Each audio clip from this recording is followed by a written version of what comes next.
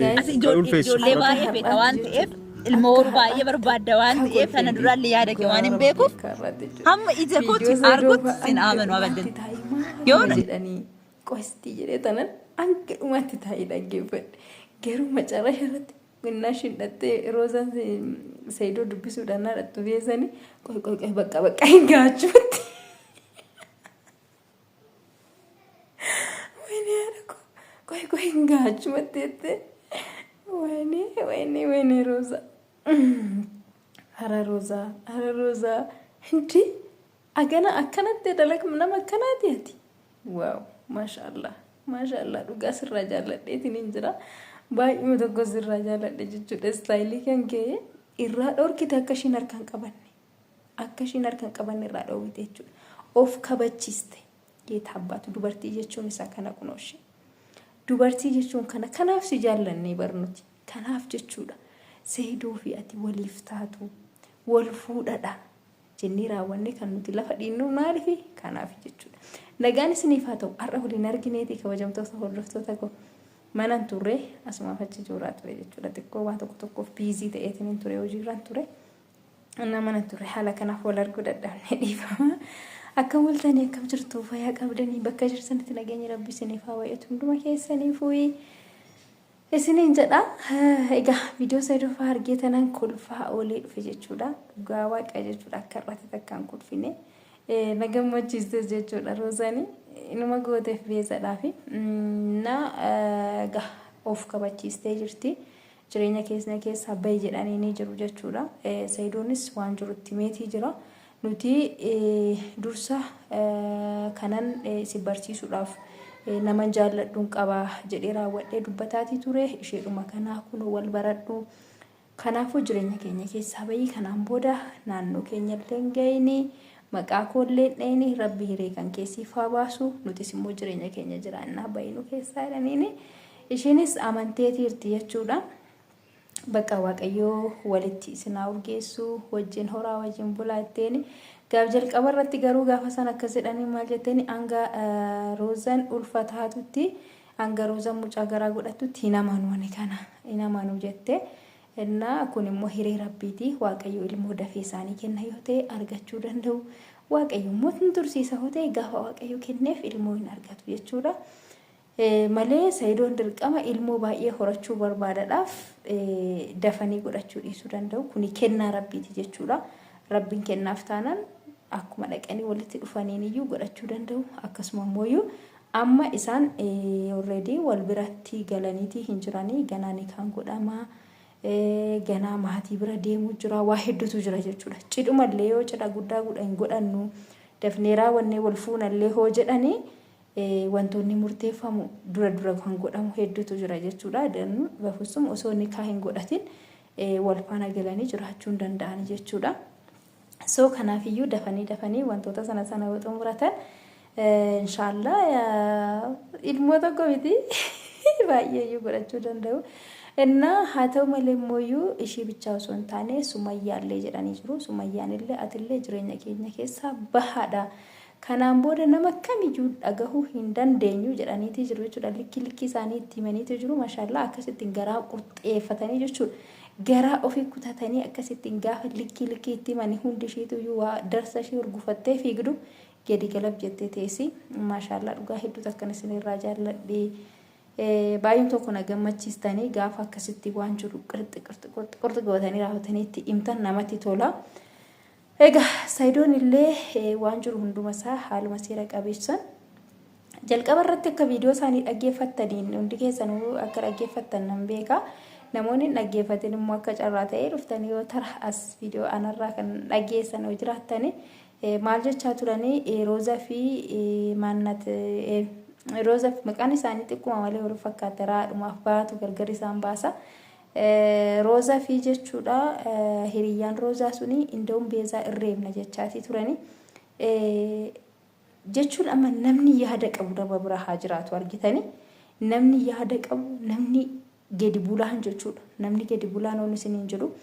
Namni keessa isaatiitti bakka waan yaada fageenyatti yaadu jira miti. Yaada fageenyatti yaadu nama bira haa jiraatu.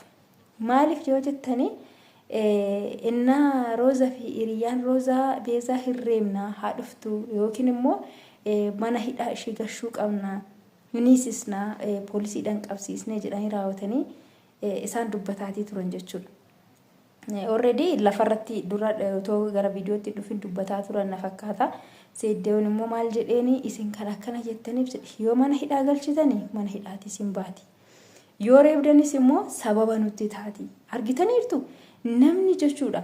Amma Sumayyaan kaleessa jechuudha waa meeqa boxoboxxee deemte geetaan baay'uma tokko na aarsite ba'uunat baay'ee tokko na aarsite jechuudha. Lami namni oggaa hanga kanaa abbaa manaa kooti jetteetuma jaalatteetuma jaalala ishii keeteetuma ishii faana jira wajjin jiraatatii turte jechuudha. Gin fiqira haqim gaafa ishiin jettu baay'uma tokko nagarramte geetaan zaharee noo taayyet harreetti mul'ate fiqira wallaaluun isaa. Inna maal jedhe isinitti fakkaate nama gadi buleessa qabaachuun nama yaanni fagootti yaadu jechuudha. Sammuun isaa kan fagootti yaadu of biraa qabaachuun nama fayyada jechuudha yoomumaaf iyyuu. Inna maal jedheen gaafa isaan akkas jedhani yoo hiisistanis boruu baatii jedhe gaafa baates immoo waan kanatti deebi'uun shin oolu. Yoo reebdanis numa miitii jedheen miidhaa tokko isheerra geessistan isheen suruma haadha ishii billaatti nannaqnee maal jechaatii turte jechuudha. Roozan akkuma dhageessanii jennaani kana hundumaayyuu yoo irraan geessistanii numatu miidhama. Tarii miidhaa tokko isheerra geessisnee mana hidhaa galuu dandeenya. Nutiyyuu har'a kan akkanatti wal hawaa jirru kun wal argachuudhaaf kan akkasitti guyyaa lakkaa jirru kun wal dhabuu dandeenya gaafa sana.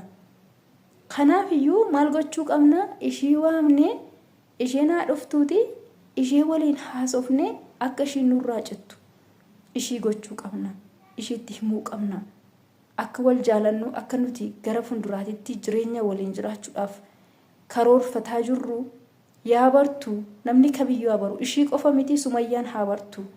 Kanaan booda eenyuma nama takkayyuu dhaga'uu hin qabnu jedha baqaan isaan murteeffatanii. Jennaani gaafa inni akkas jedhee raawwatee yaada kennuuf jarris maal ta'anii hin deebi'anii jechuudha yaada isaanii keessa. Deebi'anii dhugaa keessatti Saidoo dhuguma gaafa intala kanarraa miidhaa geessisne nutis miidhamni nurra ga'uu danda'a mana sirreessaa galuu dandeenya.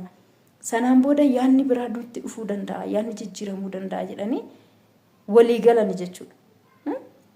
Kanaaf odoo isaan gaafa sanaa irreemna jedhaniitii ka'anii Saidoonis dhugaa bakka reebamuu qabdi yookiin immoo mana sirreessaa galuu qabdi jedhee isaaniif haamilee kenneefi garuma lolaa yookiin immoo gara mana seeraatiin jechuudha kan isaan itti deeman.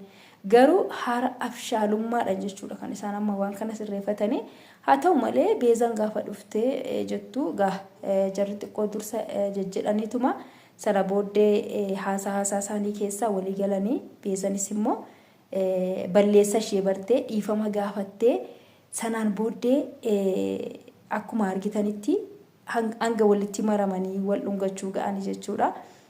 Argitanii jirtu viidiyoo hanga dhumaatti namteessanii ilaaltanii dhiifama gaafattee raawwattee deemte jechuudha achi. Sababni isaa maayinni amala isaan ittiin isheetti dubbatan haala isaan dubbatan tiyyuu beezaallee balleessa ishee barsiisee akka isheen dhiifama gaafattu ishee taasise jechuudha. Osoo isaan lolaan itti dhaqanii osoo isaan hardiidhaan wantoota garaagaraa waan nama aarsu waan miira keessa nama galchu wayitiin itti dubbatanii beezaan illee balleessa ishee bartee dhiifamaan gaafattu turte jechuudha. So yaa ta'u malee haalli isaan isheetti dubbataniin haalli isaan isee keessummeessaniin haala seera qabeessa haala karaadhuma dhugaarratti hundaa'ee raawwate nama tokko dhiifama gaafachiisu jechuudha isaan gaafataniini. So isheen illee balleessa ishee bartee dhugaadhaa kana balleessi hin jira kana gochuu hin qabuun ture nan balleesse dhiifama jettee raawwattee dhiifama gaafatteetti jechuudha. So baay'ee tokko nama gammachiisa. Kana booda egaa jireenya keessan keessas hin galu jetteeni jirti. Egaa kanaan booddee immoo deebitee beezaan maal akka jirtu hin beeknu garuu immoo hin galu jireenya keessan keessa jetteeti murteessiteetti jechuudha. So kanaaf iyyuu kan hundanuu maaltu ta'uu qabe maaltu kanarra isaanii geessisiise walii galteedha waan kana gochuudha jechuudha. Osoo hundi isaanii walitti dhufanii wal mari'atanii raawwatanii kana goona sana goona jedhanii lakkii wanni kun akkana ta'uu qabu akkana ta'uu qaba jedhanii wal mari'achuu baatanii maal ta'a dubbiin kun hin borcamaa ture jechuudha. Gin wal mari'achuun isaanii maal godhe karaa sirriitti isaan qabee jechuudha. Dubbiin marii qabdu namatti tolte dhufuun mariidhaan dhufaniin xirooftuma maal jedhan. Akkasidha Oromoon isiniin jedha kabajamtoota hordoftoota qabu baay'een tokko